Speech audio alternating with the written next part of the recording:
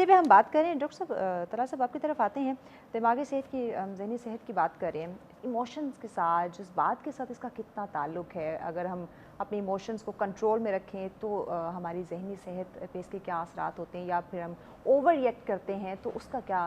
اثر ہمارے دماغ پہ پڑ سکتا ہے؟ کہ جب کبھی بھی ہم انوائرمنٹ سے انٹریکٹ کرتے ہیں تو ہمیں اپنی ذہنی صحت کے بارے میں پتہ چلتا ہے،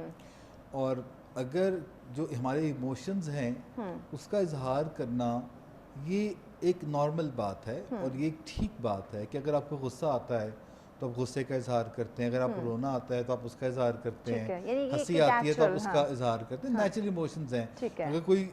خوشی کی بات پہ خوش نہیں ہوتا اور اداسی کی بات پہ اداس نہیں ہوتا تو یہ تو پھر کسی ذہنی خرابی کی اچھا، نشانی ہے۔ ہاں ہاں ہاں، لیکن اس کا اظہار صحیح طریقے سے کرنا، جیسے اگر کوئی رو رہا ہے تو وہ ہر وقت ہی روتا جا رہا ہے تو اس کا مطلب ہے کہ یہ کوئی ہاں جو ہے وہ پرابلم ہے۔ تو جب صحیح، کوئی چیز حد سے بڑھنے لگے تو ایک تو یہ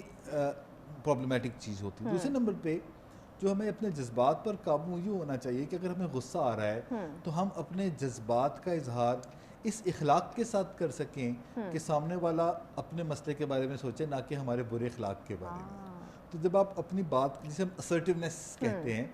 کہ آپ اس طریقے سے سامنے والے کو منع کریں یا اس طریقے سے اپنی باؤنڈری کو سیٹ کریں کہ سامنے والا پھر اس باؤنڈری کی رسپیکٹ کرنے لگے، وہ پھر اس چیز کو ٹھیک کر لے۔ لیکن اگر آپ کسی کے برے رویے کے اوپر مزید برا رویہ کریں گے تو اس سے جو ہے یہ پھر جذباتی منصوبہ بندی جو ہے تہس نہس ہو کے رہ جائے گی۔ ظاہری بات ہے۔